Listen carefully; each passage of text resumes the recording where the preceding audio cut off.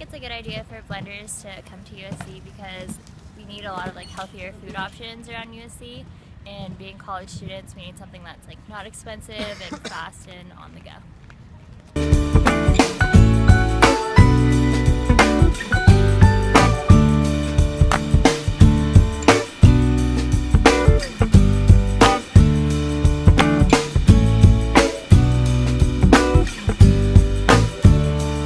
I'm really excited for blenders to come to UCLA because on hot days like this one where it reaches 90 degrees, it's perfect because smoothies are one of my favorite things and they definitely cool you down.